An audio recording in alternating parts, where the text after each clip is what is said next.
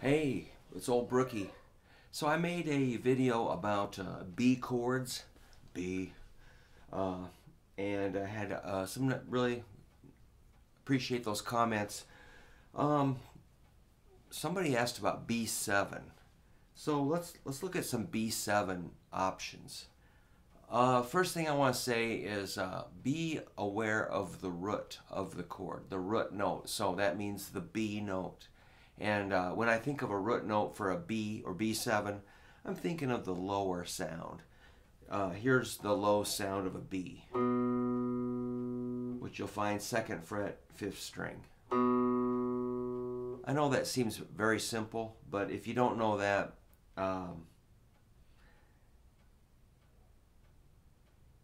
we're just missing a whole bunch right there. So there's your B on the 5th string. On the 6th string, you can get the same pitch at the 7th fret. So that's the root note, B. Let's do the common B7, which is like this. If you have large, fat fingertips, that's gonna, if your fingers are pretty thick, that is gonna be difficult to get 4 fingers onto 4 strings in 2 frets. But let's just see what it is. We're going to start with our middle finger on the... We're going to have options, so don't worry, but we'll just give you the standard idea. Middle finger, 2nd fret, 5th string, the root. Then your index on the 4th string, 1st fret, the D sharp, that's a 3rd. See if you can get those 2 notes to ring out.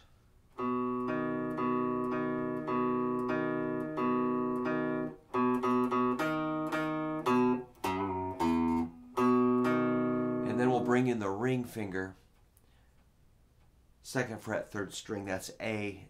That's called our dominant 7 or flatted 7. It's the extension of the B major triad, which is the root 3rd, 5th, B, D sharp, F sharp. The extension that makes it a 7th is the A note. Now just that little shape is really awesome. See if you can get that to work. The reason I say it's awesome because you can move it like this.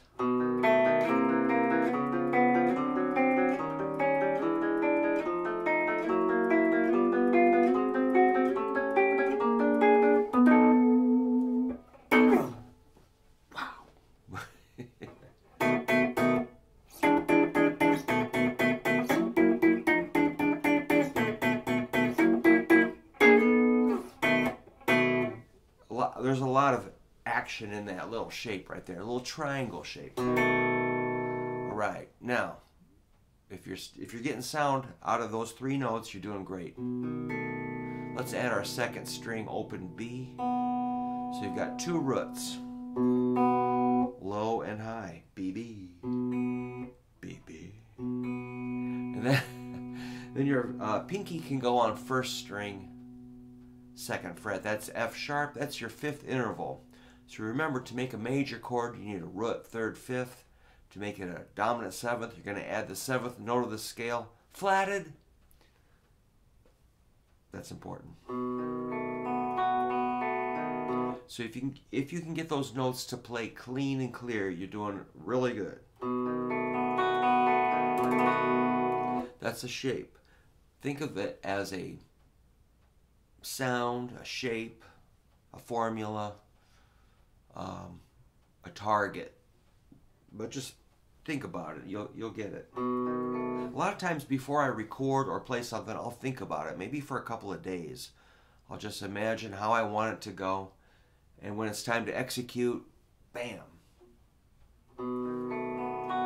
So just think about this shape and see.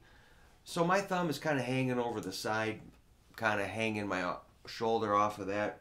You can put your thumb on the back if you want to try that. Try things like putting the guitar up higher like this. That can help things, maybe try not to let it dip down. That's probably more difficult, but you can move around, try some different things. Now, like I said, it's a shape. If we move it up 1 fret, you get a really bizarre chord. when you're strange. I love that chord. It's like a C7 / major 7. Totally far out. If you go one more fret, hey, that works as a C sharp 7. If you go one more fret, you got a D7 13 or D13.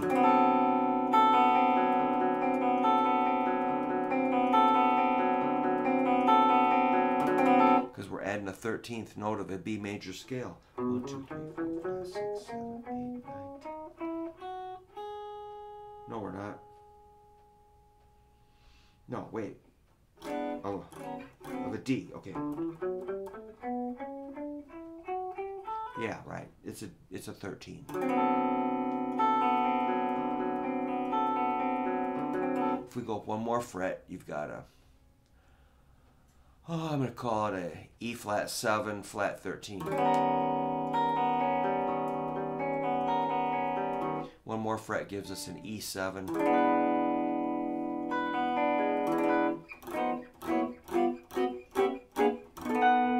So it's just good exercise to move it up the neck, and you know, you can figure out the formulas if you want to, or just go by sound. All right, so that's kind of our main B7 shape, but let's do it like, say like, here's an A chord. Take it up here, you got a B. Here's A, A7. Take that up 2 frets. There's B7, so that'd be a 4, 4, 4, 5.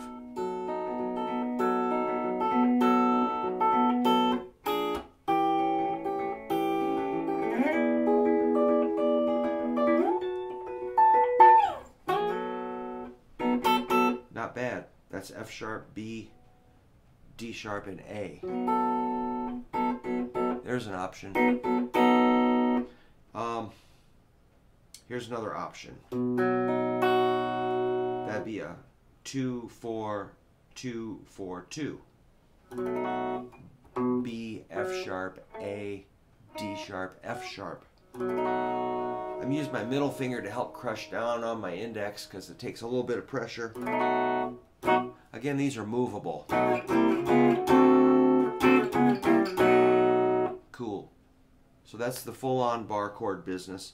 You could lay your index flat and the ring flat and the pinky on the 5th fret, 1st string A. Again, that's your dominant 7th. That's a really good one.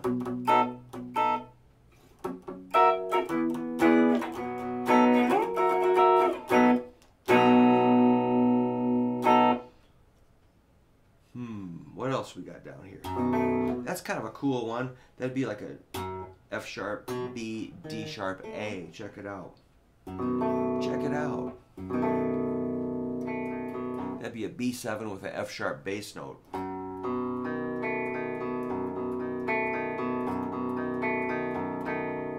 Let's see if we can build something from this direction. Oh boy. Oh wow. How about uh-oh, you're gonna love this. That's actually a perfect one. Root, 3rd, 5th, 7th. Just see if you can roll your hand along that. B. This is gonna hurt. No, you can do it. B, if the 7th fret, 6th string, ring finger, 6th fret, 5th string, D sharp, middle, 4th fret, 4th string, F sharp, index, 2nd fret, 3rd string. Yes, I realize that's a massive stretch, but if, you know, look at your hand. There it is, straight up. Just start thinking about spreading it out. Build some strength in the pinky. Get those ligaments, tendons, muscles, bones, joints, gristle, fat, meat, whatever's in that hand. Start stretching it out. It's going to take, yeah, you might not be able to do this today or tomorrow, but it's something to keep working on with the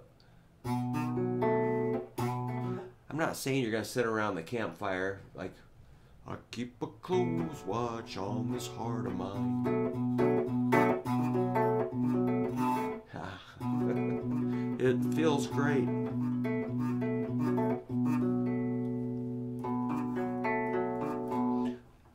So, all right, let's do something easier. How about this?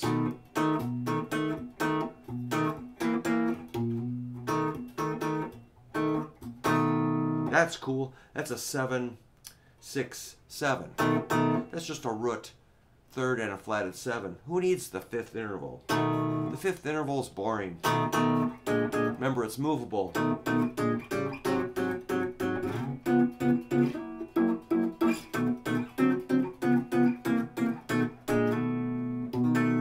That's pretty crucial that you can move this around. B7, B flat 7, A7, A flat 7. Sounds kind of old-timey.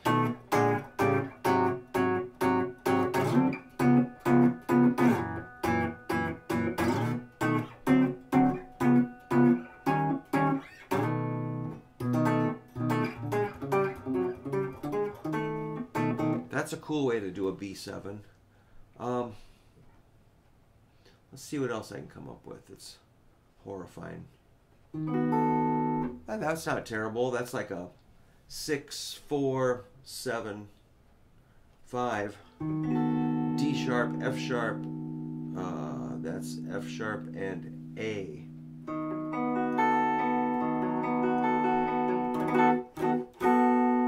I mean, how many combinations of B, D sharp, F sharp, and A can you come up with on the guitar? If you think about it, there's a lot, you know. So let's do one up here like, how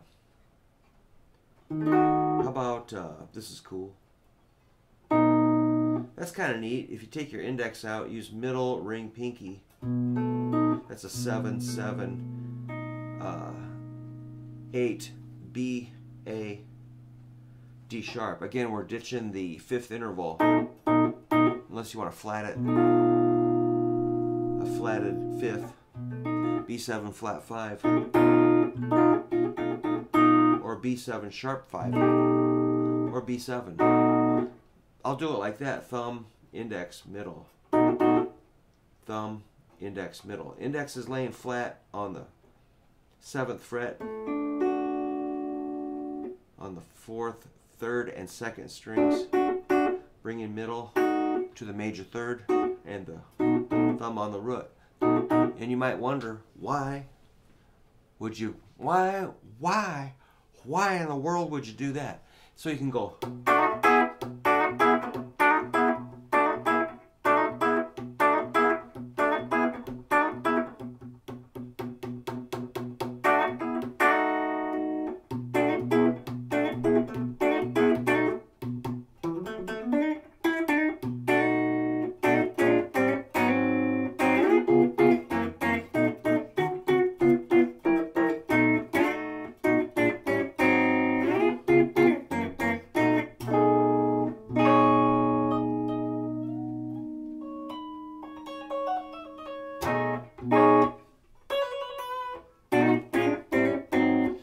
It's just cool.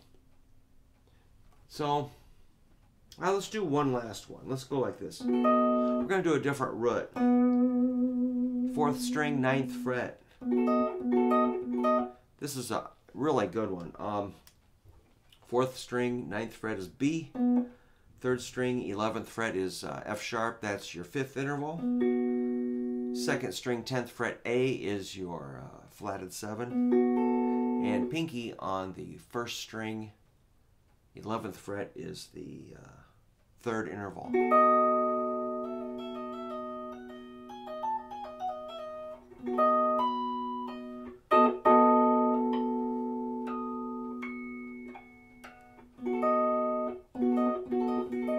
That's good for like...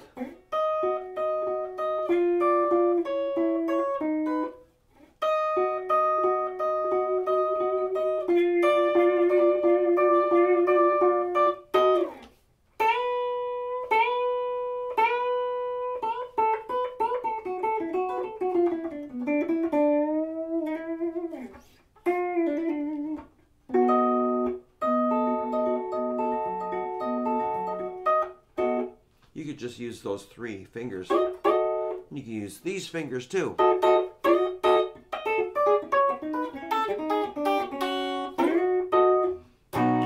So that's a couple of options. You can just do that small B7, which is 11, 10, 11. Just like a D7. Ah, I know one more. How about this? This is pretty cool. This would be 9, 8, 7, 5, which again is B, D sharp, F sharp, A, which is like kind of a mirror image of this horrible thing. Once you know, maybe start here and then try that.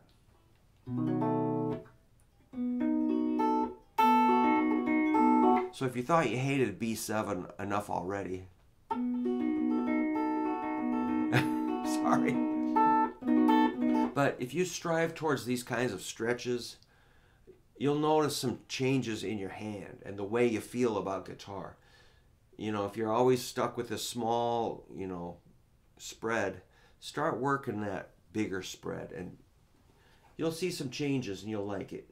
With this, I've got to be on the tips like crazy. My thumb is liking being back there.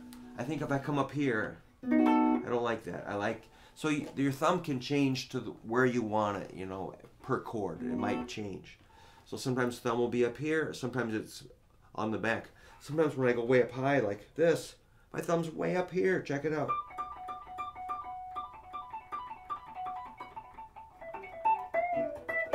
All right, one last thing. Remember, B7 is B, D sharp, F sharp, A. You can think of it as this.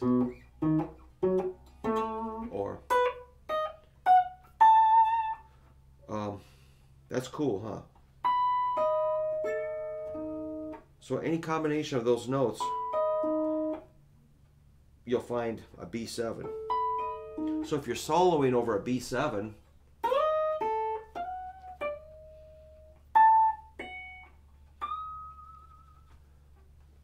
find those notes. That's chord tone soloing. You know, hit some of those notes up the neck and come up with more creative shapes. So you're not always going up and down a scale or playing the same old chords. You're kind of opening up the possibilities of being more expressive and creative. And that's what we're all about. All right, thanks for spending all that time with me talking about B7. I'm sure that was frustrating for quite a few people, but that's where I'm at with it right now. So whatever you can do, you can just start with that simple cowboy shape.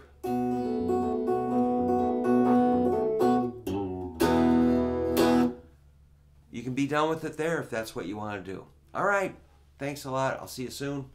Keep rocking.